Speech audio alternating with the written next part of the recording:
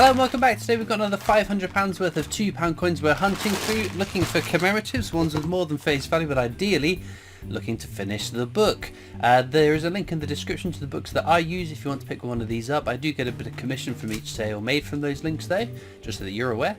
Right, we need 3 Commonwealth games, Northern Ireland, Wales and Scotland. Otherwise, we are complete, up to and including the Great Fire of London. Now, some other coins have been minted for circulation. We know 2021, 2022 Britannia's were, but I haven't seen any in circulation, nor have I seen anyone finding them in circulation yet. But both of those would make for very exciting finds, purely because we haven't found one before. So, let's get into the bag and see what exciting finds we get today.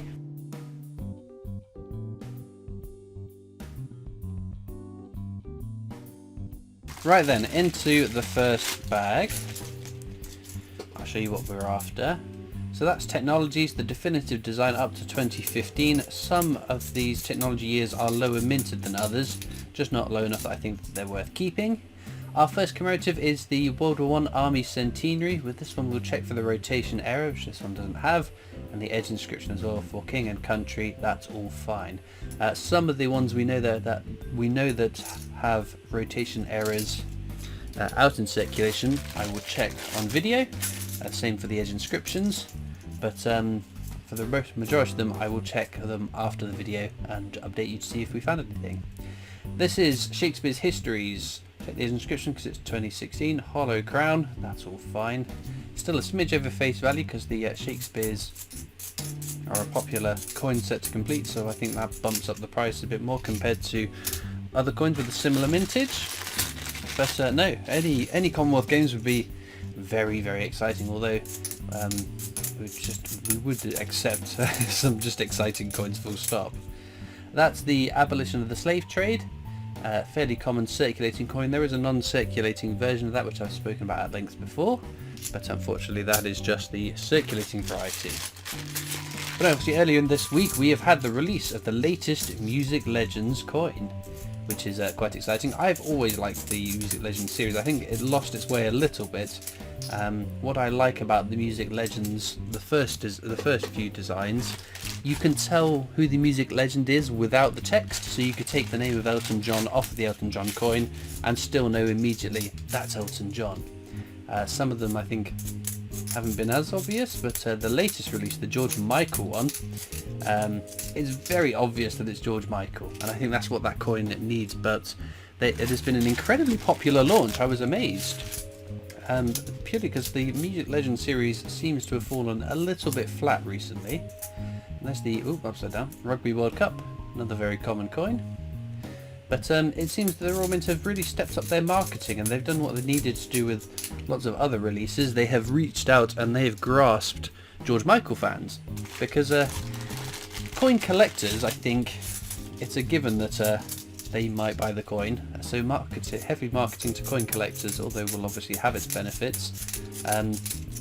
Coin collectors like me, you don't really need to market to me, because as long as I know it's coming out, I probably will buy it. Reaching out to the George Michael fans that maybe don't buy or collect coins, I think has really helped them with their sales. They've got a whole new audience looking at the coins, and potentially could lead to future purchases, or say that if they really like George Michael, they might like some of the other Music Legends, and that might start them buying some other Music Legends coins, lead them down some other avenues to see what's on coins that they like, and helps to grow the hobby. So a big well done to the Royal Mint, because that was a fantastic job done in terms of getting publicity about this George Michael coin.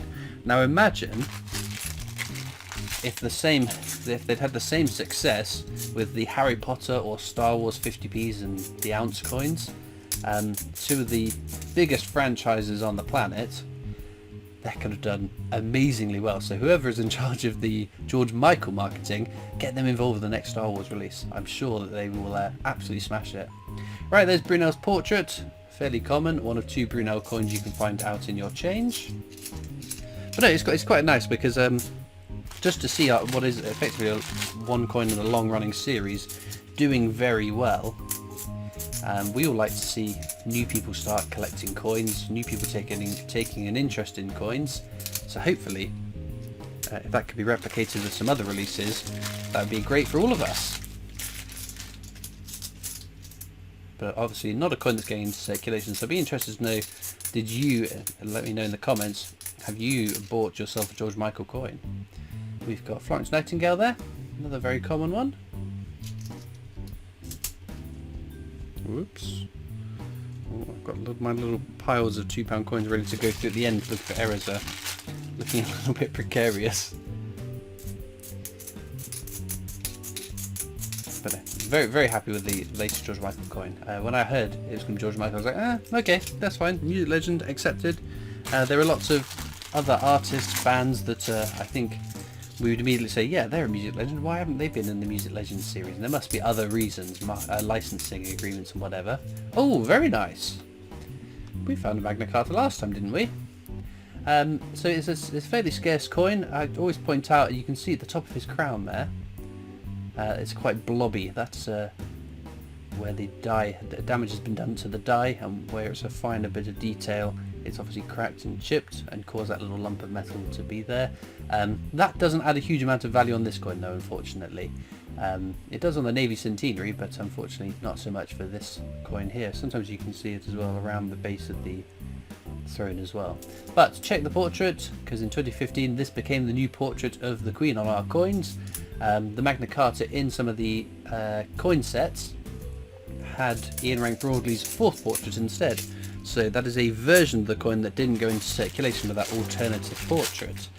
Again, it's not the most valuable coin you can find, but it's unlikely you will find it, purely because someone has to have bought that set, been given that set, busted it out of its set and spent it or put it into the bank, whatever. So unlikely it'll turn up, but always worth checking, I think. There's another Florence Nightingale there, and that's Jodie Clark's fifth portrait of the Queen. It'll be something Shakespeare's Histories, the Hollow Crown. So that's as it should be. 3 in a row, my goodness. It's a bit dirty. Brunel. So one we have already seen, but a find is a find. Right, should we do an edge hunt? We'll get one in nice and early so I don't forget. Okay, so £2 coins have edge inscriptions. They're unique to the design. If it says standing on the shoulders of giants, we know that will be a Technology's definitive one. But I think these are all just standing on the shoulders of giants. Let's just double check, in case I'm being hard of sight and not spotting it. It has happened before. I did an edge hunt, I had a Commonwealth Games in it, didn't spot it, flipped through it, and there was a Commonwealth Games, so always worth double checking. Right, we've got shoulders, standing, shoulders, shoulders, on the shoulders, giants, giants, giants, standing. Oh dear. We've got double diddlies. Not what we want to see. Let's try again. Let's get them up to the top there. See what we can pull out. So this one.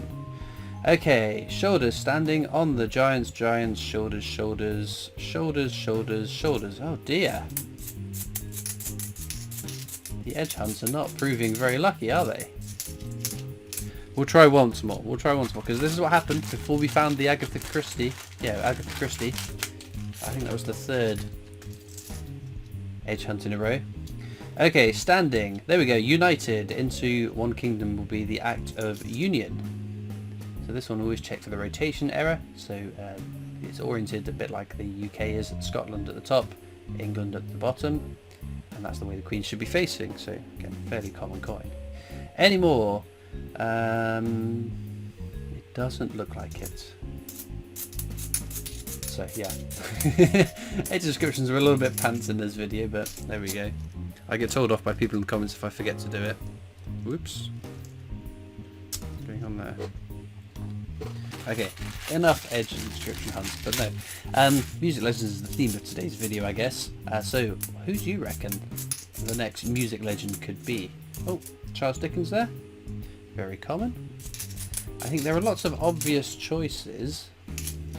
The one that jumps out to mind, again, it's not my favourite band, I must admit, not the kind of music I'd listen to, but the Beatles are definitely British music legends that I think will probably warrant their own coin at some point.